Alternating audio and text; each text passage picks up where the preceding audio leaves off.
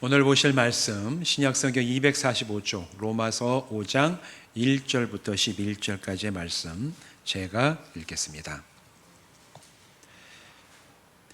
그러므로 우리가 믿음으로 의롭다 하심을 받았으니 우리 주 예수 그리스도로 말미암아 하나님과 화평을 누리자. 또한 그로 말미암아 우리가 믿음으로 서 있는 이 은혜에 들어감을 얻었으며 하나님의 영광을 바라고 즐거워하느니라. 다만 이뿐 아니라 우리가 환난 중에도 즐거워하나니 이는 환난은 인내는 연단은 소망을 이루는 줄 알미로다.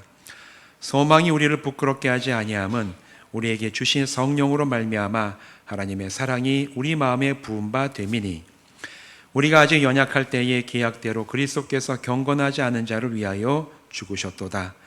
의인을 위하여 죽는 자가 쉽지 않고 선인을 위하여 용감히 죽는 자가 혹 있거니와 우리가 아직 죄인 되었을 때에 그리스도께서 우리를 위하여 죽으심으로 하나님께서 우리에 대한 자기의 사랑을 확증하셨느니라. 그러면 이제 우리가 그의 피로 말미암아 의롭다 하심을 받았으니 더욱 그로 말미암아 진노하심에서 구원을 받을 것이니 곧 우리가 원수 되었을 때에 그의 아들의 죽으심으로 말미암아 하나님과 화목하게 되었은즉 화목하게 된 자로서는 더욱 그의 살아나심으로 말미암아 구원을 받을 것이니라. 그뿐 아니라 이제 우리로 화목하게 하신 우리 주 예수 그리스도로 말미암아 하나님 안에서 또한 즐거워하느니라. 아멘. 우리 기도하시겠습니다. 하나님, 오늘도 우리가 하나님 앞에 예배드리게 하심을 진심으로 감사를 드립니다. 이제 말씀을 나누니 말씀을 전하고 들을 때 말씀 가운데 우리가 하나 되게 하시고 성령님이 우리의 심령 가운데 임하심으로 이 말씀이 영의 양식이 되고 우리가 믿음으로 달려갈 우리 믿음의 방향이 되고 하나님 앞에서 외칠 진리가 되게 하여 주시옵소서. 예수님의 이름으로 간절히 축복하며 기도하옵나이다. 아멘.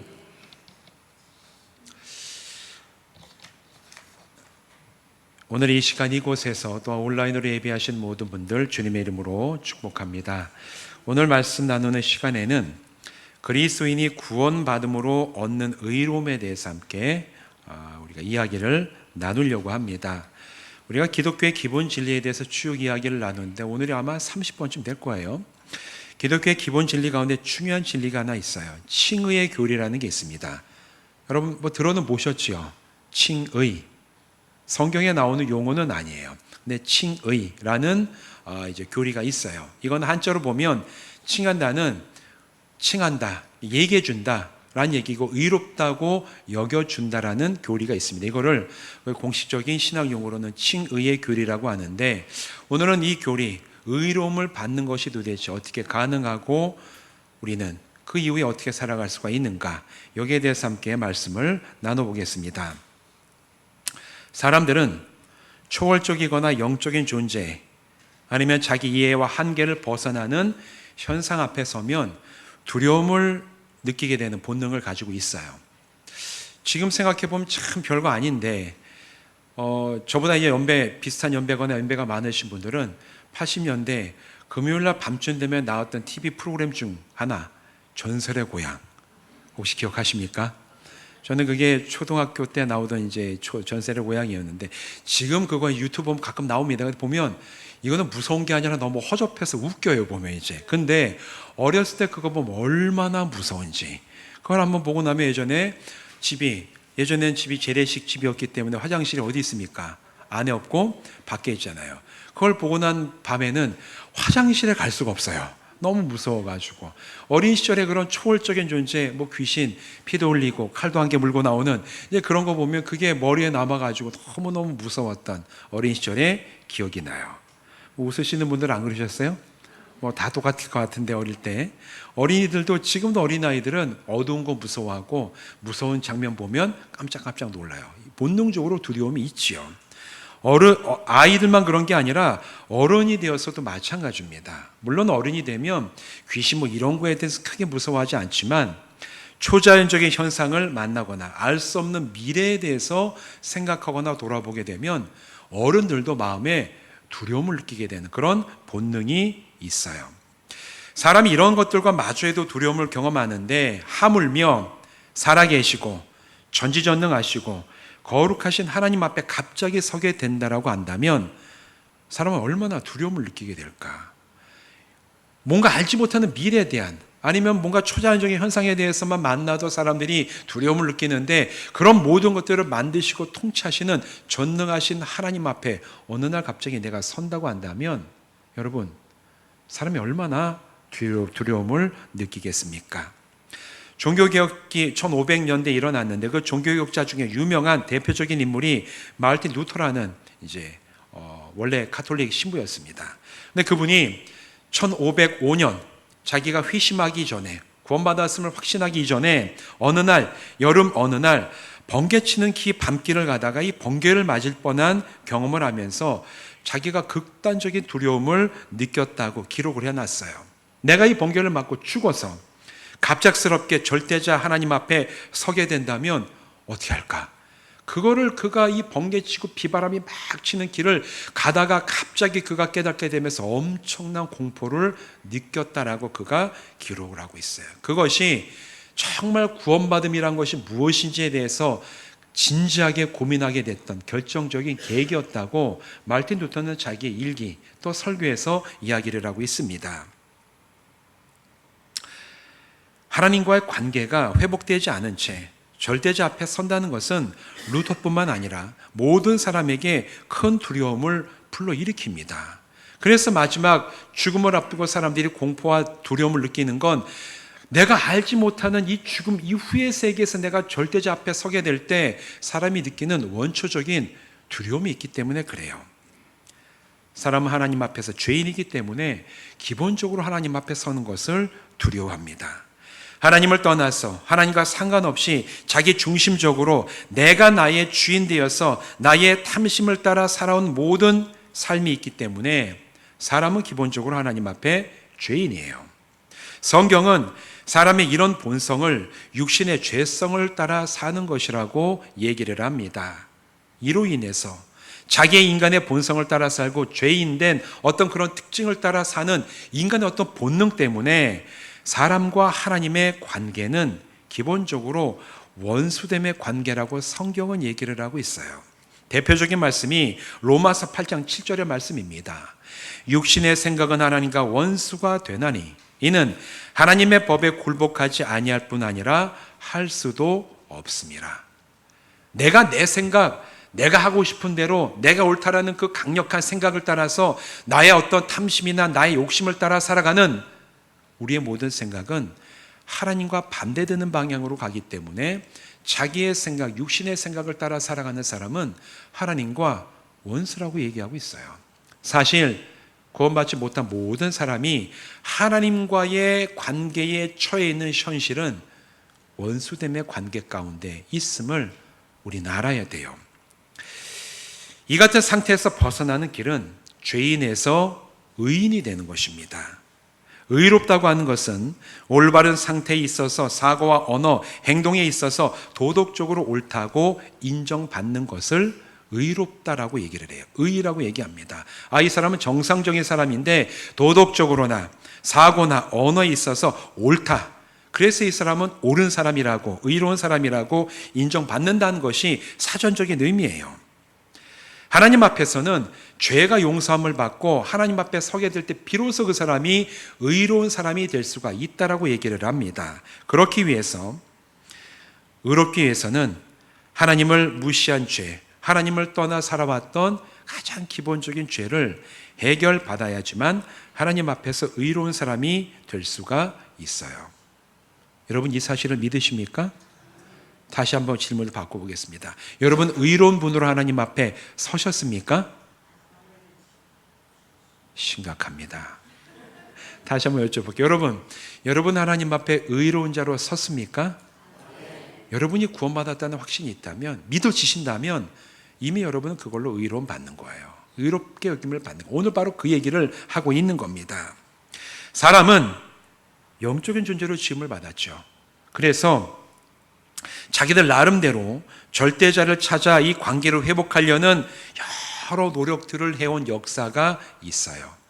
지구상에 오랜 시간을 가지고 사람들이 추구해왔던 종교가 사실 이런 인류의 영적인 역사를 반영을 하는 겁니다.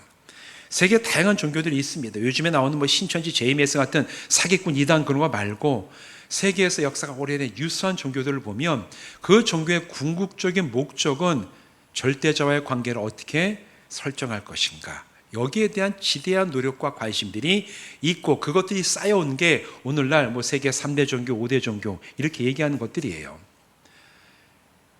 전 세계에서 많은 인구를 가지고 있는 믿는 사람들의 숫자를 가지고 있는 종교가 몇 개 있죠. 힌두교의 목적이 있습니다. 힌두교는 고통을 이겨내는 고행을 통해서 자기 안에 있는 신을 깨우는 것을 목표로 하는 것이 힌두교예요. 불교도 있습니다. 우리나라에도 많은 불교도가 있는데 불교는 마음을 비우고 자비를 행해서 윤회의 틀을 벗어나는 것이 불교가 추구하는 궁극적인 종교의 목표예요.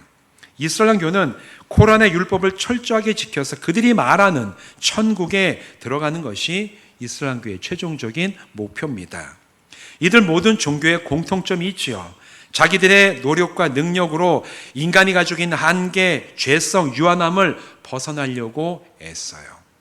자기의 노력으로, 자기의 의지와 결단을 가지고 인간이 가지고 있는 한계를 넘어서서 신이 되고 싶어하고 윤회 틀을 벗어나고 천국에 들어가려고 하는 게 가장 오랜 역사를 가지고 있는 인류의 대표적인 종교들의 추구하는 목표입니다. 근데 여러분, 여기에는 중요한 문제, 근본적인 문제가 하나 있습니다. 얼마나 노력하고 어느 수준까지 올라가야 신이 될 수가 있는지, 의로워질 수가 있는지, 천국에 들어갈 수 있는지 명확하게 정해진 기준이 없다라는 거예요. 만일 여러분, 불교에서 말하는 것처럼 윤회를 벗어나가지고 해탈하는 경지에 이르기 위해서 자비를 100만큼 행해야 된다는 기준이 임의적으로 있다라고 친다면 사람이 정말 이런 목표를 이루기 위해서 열심히 자비를 행했어요. 그 사람이 한 번, 두 번 쭉 가다가 이게 98번, 99번까지 갔는데 이 사람이 교통사고가 나가지고 세상을 떠났습니다. 100번이 안 됐어요. 그래가지고 이 기준이 100번인데 100번에 이르지 못해서 이 사람은 그 종교에서 추구하는 궁극적인 목적을 도달하지 못했어요. 근데 한 번이 모자라서 이 사람은 실패를 했는데 보니까 50번도 자비를 행하지 않은 사람도 똑같이 실패한 사람이고, 아예 다른 사람에게 자비를 행하려는 마음 자체가 없어서 그냥 막 살아온 사람도 똑같이 실패한 사람이라고 한다면 100이라는 기준을 놓고 봤을 때 99까지 행한 사람과 50까지 행한 사람과 아무것도 행하지 않은 사람이 똑같이 의롭지 못한 사람입니까?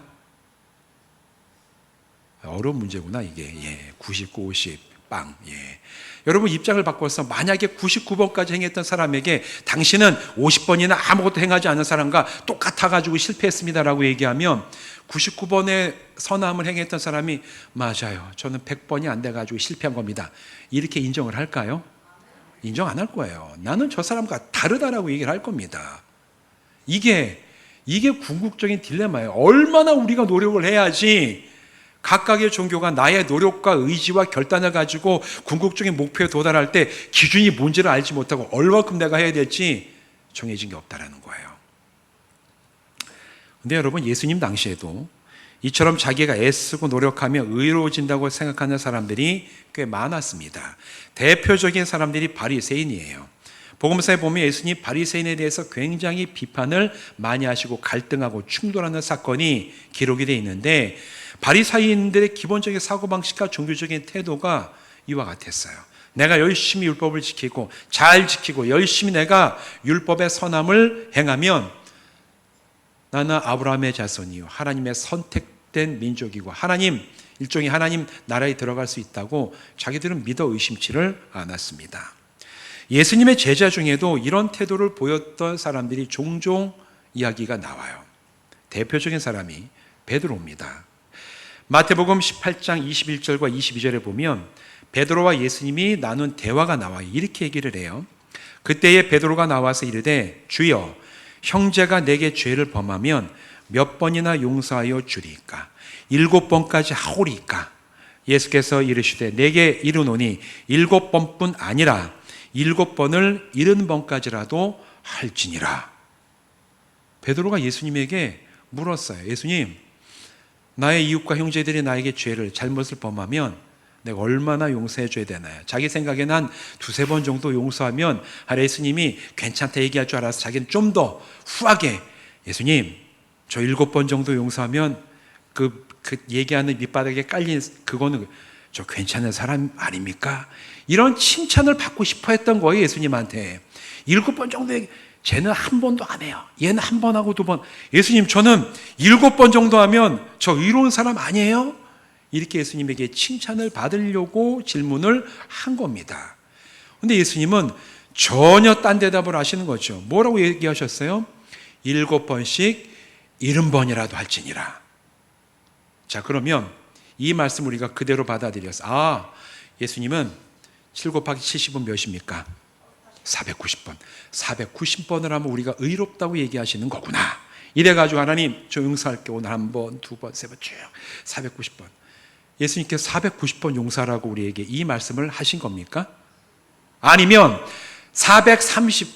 489번까지는 그냥 아까 얘기했던 것처럼 내가 용서를 했는데 이게 490번 하기 전에 내가 그냥 이 세상의 삶이 마감이 됐어요. 그러면 의롭다고 반대에 실패한 거잖아요. 7 곱하기 70에 못 이르렀으니까. 예수님이 지금 이걸 말씀하시는 거예요? 그게 아닙니다.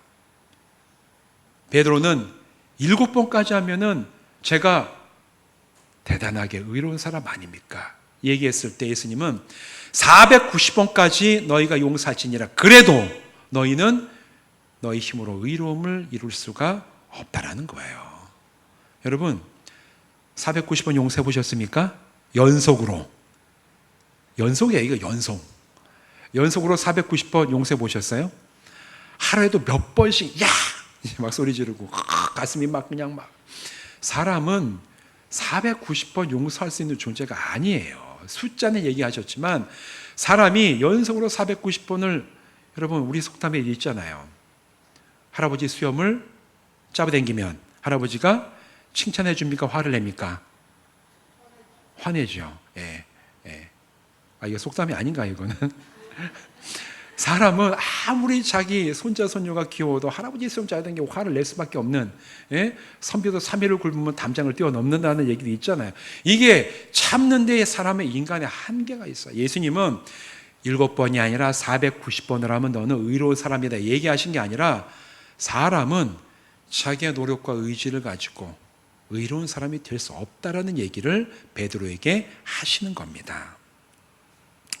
사람이 의롭게 되는 길은 하나가 있어요. 절대적인 하나의 길이 있는데 의롭게 되는 유일한 길은 나를 의롭다고 판단하시는 분의 기준과 방법이 무엇인지를 알고 그걸 따라갈 때만 사람은 의로워질 수가 있습니다. 여러분 우리가 의롭든지 안 의로운지 판단하신 분이 누구세요? 하나님이 판단을 하시는 거예요. 그러면 판단하시는 분이 하나님이시라면 하나님께서 판단하시는 기준과 그 기준에 맞는 방법을 하나님께서 알게 하시면 그 길과 기준을 따르는 것이 유일하게 우리가 의로워지는 길이에요. 오늘 본문 말씀은 바로 거기에 대해서 얘기를 하고 있습니다. 1절 말씀이 바로 여기에 대해서 얘기를 하는데 1절 말씀을 같이 읽겠습니다. 시작. 그러므로 우리가 믿음으로 의롭다 하심을 받았으니 우리 주 예수 그리스도로 말미암아 하나님과 화평을 누리자. 아멘. 의로움을 받았대요. 무엇을 통해서? 믿음으로. 다른 어떤 행위, 나의 결단, 의지 이게 의미가 없지는 않습니다. 의미가 있어요. 내가 결단하고 내가 힘을 써서 뭔가 더 나은 사람이 되려고 노력하면 좀 더 나아지는 거 맞아요. 그 사람의 성품이 좋아지는 것도 맞습니다. 그러나 그런 것들 가지고 하나님 앞에서 내가 의롭다고 인정받지 못한다는 거예요. 내 성격이 좀 좋아지고 말하는 본새가 좀 나아지고 내가 사람과 관계 맺는 게 좀 더 부드러워진다고 해서 그게 우리에게는 의미가 있지만 하나님 앞에서 그걸 가지고 의롭다라고 인정받지 못한다라는 얘기예요. 하나님 앞에 의롭다고 인정받는 유일한 길은 무엇을 통해서? 믿음으로 의롭다 하심을 받는다는 겁니다. 무엇을 믿음입니까? 살아계신 하나님을 버리고 내 뜻과 의지대로 살아온 내가 하나님 앞에서 죄인됨을 믿고 인정하는 겁니다. 이 죄를 내 힘과 의지와 노력만 가지고는 도저히 해결할 수 없음을 인정하고 고백하는 거예요. 그러나 이런 나를 하나님께서 먼저 불쌍히 여기셔서 독생자 예수님을 이 세상에 보내시고 내가 감당하고 죽어야 될 죄를 대신 감당하게 하심으로 나를 용서하셨음을 믿어질 때 우리는 하나님 앞에 의롭다 하심을 받는 거예요. 여기에 나의 노력이 뭐가 들어갑니까? 나의 결단이 들어갑니까? 나이가 어떤 선한 거를 행해야지만 이런 믿음이 늘어나나요? 그렇지 않아요. 전적으로 하나님께서 주시는 은혜의 믿음을 통해서만 우리는 의롭다함을 받게 되는 줄로 믿습니다. 오늘 성경은 바로 거기에 대해서 얘기를 하고 있어요. 그런데 1절의 말씀을 자세히 들여다보면 뭐라고 얘기합니까? 의롭다 하심을 받았으니. 이 말씀이 우리에게 굉장히 중요해요. 의롭게 내가 나를 하였으니. 여러분이 받았다는 얘기는 두 가지 의미를 가지고 있어요. 첫 번째는 나 스스로 의로움을 성취하거나 완성하는 것이 아님을 분명하게 알려줘요. 만일 내 힘으로 의로워지는 것이라면 1절의 이 구절은 지금 이 구절이 아니라 이렇게 바뀌어야 돼요. 우리가 믿음으로 스스로를 의롭게 했으니. 의롭게 하는 주체가 나로 바뀌어야 돼요. 만약에 내가 나를 의롭게 하는 능력이 나에게 있다면. 그런데 여러분, 내가 나를 의롭게 했으니라는 구절이 아니라 믿음으로 인하여 우리가 의롭다함을 받았으니라고 얘기를 해요. 여러분, 우리에게는 나를 스스로 의롭게 할 수 있는 능력이 없음을 각각은 깊이 느끼지 않습니까? 하루에도 몇 번씩 화를 내고 하루에도 몇 번씩 마음이 흔들리는 나 자신의 모습을 보면 저부터도 참 나에게는 나를 의롭게 할 수 있는 아무 능력이 없다는 것을 인정할 수밖에 없는 게 우리의 한계입니다. 저만 그런 게 아니라 저와 여러분 모두가 다 똑같이 사람이기 때문에 그래요. 그렇기 때문에 죄를 용서받고 도덕적으로 영적으로 의로운 사람의 수준에 올라설 수 있는 것은 오직 하나님의 은혜로만 가능합니다. 나의 공로, 나의 의지, 나의 결단이 아니라 하나님께서 나를 의롭게 하시는 그 하나님의 은혜. 믿어질 때 그때 나를 의롭게 하시는 것을 내가 은혜를 받을 때 우리는 그때 하나님 앞에서 의롭게 되는 줄로 믿습니다. 여러분, 이 은혜는 내가 받아 체험해 봐야 이게 얼마나 크고 놀라운 은혜인지를 알 수가 있어요. 나는 아무 공로도 없지만 그러나 나 같은 자를 먼저 불쌍히 여기셔서 십자가 복음을 듣게 하시고 믿어지게 하시고 나를 그 믿는 은혜를 주셔서 나 같은 자도 하나님 앞에 의롭게 하시니 주여 감사합니다. 이 감사와 감격과 기쁨이 우리 모든 성도들의 심령 가장 깊은 곳에 뿌리 내리고 깊어져서 늘 그 기쁨 속에 살아가는 성도들 되시기를 주님의 이름으로 부탁을 드립니다.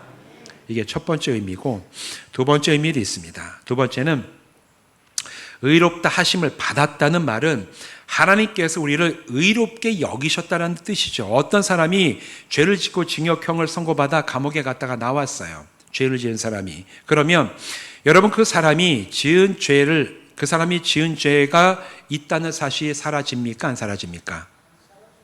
안 사라지죠. 너무 잘 아시죠? 한 사람이 죄를 지어서 감옥 갔다 와서 그 사람이 난 감옥 갔다 왔으니까 나는 죄 지은 사실도 사라졌어라고 얘기 못해요. 감옥에 가서 처벌을 받고 왔더라도 다만 감옥에 갔다 와서 그 죄에 대한 대가를 치렀기 때문에 법적으로 죄의 문제가 해결된 것이에요. 법적으로 죄의 문제가 해결된 거지 그 사람이 죄를 지었던 그 과거의 사실까지 사라진 게 아닙니다. 우리가 하나님 앞에서 의롭다함을 받는 것도 동일해요.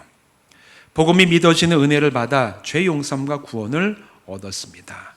그렇다고 해도 예전에 우리가 죄인이었던 사실이 사라지지 않아요. 우리는 의로움을 받았습니다. 하나님 앞에. 그러나 내가 의롭기 이전에 하나님 앞에서 죄인이었다는 그 사실이 사라지지 않습니다. 적어도 다른 사람은 몰라도 나의 기억 속에는 내가 우리 주님을 알기 전에 구원받기 전에 어떤 죄를 지어왔었는지 나는 알고 있다는 얘기예요. 내 기억 속에는 지금도 예전에 그 죄인이었던 삶에 대한 기억이 그대로 남아있어요. 그런데 오늘 본문 8절은 이렇게 얘기를 하고 있습니다. 8절 말씀 같이 한번 읽어보실까요? 시작. 우리가 아직 죄인 됐을 때에 그리스도께서 우리를 위하여 죽으심으로 하나님께서 우리에 대한 자기의 사랑을 확증하셨느니라. 우리가 죄인이었을 때에, 우리가 이 죄에서 벗어나기 이전에도 우리를 사랑하셔서 그리스도를 주시고 예수 그리스도의 죽으심을 통해서 우리를 구원하신 하나님의 사랑을 먼저 우리에게 보여주셨다는 겁니다. 이게 우리가 믿음으로 받는 은혜예요. 여러분, 우리가 예수 믿기 전에 내가 죄인이었다는 사실은 변함이 없습니다. 바울도 그 죄인이었다는 사실을 고백하는 여러 고백들을 남겼고, 우리가 찬송가 중에 305장 잘 알고 있는 찬송이죠. 나 같은 죄인 살리신. 그 나 같은 죄인 살리신 찬송을 작사 작곡했던 그 분은 영국의 존 뉴턴이라는 목사님인데, 그분이 젊은 시절에는 노예선의 선장이었어요. 아프리카에서 노예를 흑인들 잡아다가 노예로 아메리카, 미국 쪽에 팔아 넘기던 일을 하던 사람이었습니다. 그러나 그가 예수를 알게 되고 믿음을 갖기 전에 자기가 행했던 모든 게 얼마나 추악한 죄였는지를 그가 깨닫고 난 다음에, 그가 예수 믿고 나서 목회자가 된 이후에는 평생을 노예 해방을 위한 운동에 앞장섰던 사람이 됐어요. 그러면서 그가 지은 찬송가가 305장에 대해 전 세계 사람들이 다 애창하는 찬송가가 되었는데, 거기에 뭐라고 얘기합니까? 나 같은 죄인 살리신 주 은혜 놀라와. 그분이 구원받고 놀라운 은혜를 체험했는데, 그게 왜 은혜가 되냐면, 내가 예전에 지었던 그 엄청난 죄, 내가 죄인이었음에도 불구하고 나 같은 사람도 구원하신 그 하나님의 은혜가 지금 매일매일 나를 뜨겁게 만들고 새롭게 하는 은혜 가운데 내가 살아간다라는 고백이 찬송가 305장에 담긴 그 존 뉴턴 목사님의 믿음의 고백인 거예요. 우리가 얼마나 큰 죄였는지를 나를 늘 기억한다면, 하나님께서 오늘 나를 의롭게 하시고 사랑하는 자녀로 삼아주신 은혜가 얼마나 큰 은혜인지를 우리는 늘 체험하고 경험하며 살아갈 수가 있어요. 내가 죄인이 아니라고 생각하니까 받은 은혜가 시덥지 않게 느껴지는 겁니다. 내가 얼마나 큰 죄인이었고, 하나님을 떠난 내가 얼마나 하나님을 멀리 떠나 있었는지를 예전에 그때의 기억을 지우지 마십시오. 나는 죄인이었습니다. 그러나 하나님이 나를 믿음 가운데 의롭다고 여기셨으니 나 같은 자도 오늘 하나님 앞에 서게 하시니 참으로 감사합니다. 이 믿음의 고백이 여러분의 심령 가운데서 끊어지지 않는 성도들 되시기를 주님의 이름으로 축원드립니다. 근데 놀라운 일은 우리는 나의 예전에 죄 지었던 기억을 나는 기억을 해요. 나는 기억을 다른 사람 몰라도 나는 기억을 해요. 근데 놀라운 이야기가 있는데, 나는 기억을 하는 그 예전의 나의 죄에 대해서 하나님은 기억하지 않으시겠다는 거예요. 나는 기억은 할지 몰라도 하나님은 기억하지 않으시겠다고 성경은 증언을 하고 있습니다. 히브리서 10장 17절 말씀, 또 그들의 죄와 그들의 불법을 내가 다시 기억하지 아니하리라 하셨으니, 구원받은 것이 은혜가 되는 것은 나는 예전에 나의 죄를 기억할지 몰라도 하나님은 그 죄까지 기억하지 않으신다는 거예요. 그래서 하나님은 너 예전에 죄 지었잖아, 그게 아니라 너는 예전에 어떤 사람이었던, 오늘 내가 너를 사랑하고 너는 믿음 안에서 의로운 자로 부름 받았다라는 것이 하나님이 우리에게 주시는 우리에 대한 선포이자 하나님 우리에 대해서 주시는 은혜의 말씀인 줄로 믿습니다. 나는 나의 죄를 기억할지라도 하나님은 우리의 죄를 기억하지 않으신대요. 이게 우리에게 얼마나 큰 은혜가 됩니까? 하나님께서 죄인이었던 우리를 사랑하셔서 예수 그리스도께서 우리를 위하여 죽으셨죠. 좀 더 정확히는 내가 하나님을 버리고 떠나 살아가며 지었던 모든 죄에 대한 대가로 내가 죽었어야 하는 그 값을 예수님이 죽으심으로 대신 치르셨다라는 뜻이에요. 이게 우리가 의롭다함을 받았다는 의미입니다. 우리가 이 사실이 믿어진다고 고백할 때 나의 죄는 예수께로 가고 예수님의 흘리신 보혈의 공로는, 능력은 우리에게로 옵니다. 바뀌어요. 나의 죄는 예수께로 가고 예수의 용서하시는 십자가 보혈의 공로는 우리에게로 와서 우리에게 임하게 돼요. 그때 하나님은 그것을 믿는 자들을 의롭게 여기심, 다시 말해 의롭다고 칭해 주시는 역사가 우리의 심령 가운데 일어나는 겁니다. 그래서 우리는 나를 의롭다고 얘기하는 것이 아니라 의롭다 부르심을 받는 거예요. 사랑하는 성도 여러분, 우리는 나의 죄인된 옛 모습을 압니다. 그러나 예수 십자가 복음이 믿어져 구원함을 받았을 때 그 죄에 대한 대값을 우리 주님께서 치르셨습니다. 그리고 하나님께서 저와 여러분을 의롭다고 여겨주셨어요. 의롭다 하심을 받았기 때문에 이제 우리는 실제로 의롭게 살 수 있는 능력이 주어진 줄로 믿습니다. 하나님을 알기 전에 우리는 의롭다 살 수 있는 능력이 우리에게 없었지만 이제는 우리에게 의롭다고 하셨기 때문에 의롭게 살 수 있는 능력이 주어졌어요. 바로 그 능력은 하나님과 화평을 누리며 살아가는 것입니다. 하나님께서 원하시는 뜻과 길이 무엇인지를 분별하고 이제 우리에게는 그 길로 나갈 수 있는 용기와 능력을 주셨어요. 그렇기 때문에 우리는 그 길을 나갈 수가 있습니다. 오늘 우리가 읽었던 이 본문의 말씀처럼 의롭게 여김을 받았기 때문에 하나님과 화평함을 누리게 되고 화평함을 누리기 때문에 우리의 삶에서 하나님의 영광을 드러내고 환난 중에도 즐거워하며 인내하며 하나님이 주시는 소망을 굳게 붙잡고 매일매일 하나님이 주시는 은혜와 소망과 기쁨을 가지고 감사함으로 믿음의 여정을 살아가는 성도들 되시기를 주님의 이름으로 축원드립니다. 기도하시겠습니다. 하나님, 죄인이었던 우리를 부르시고 믿음을 주시고 믿어지게 하실 때 우리를 의롭다 하셔서 참으로 감사를 드립니다.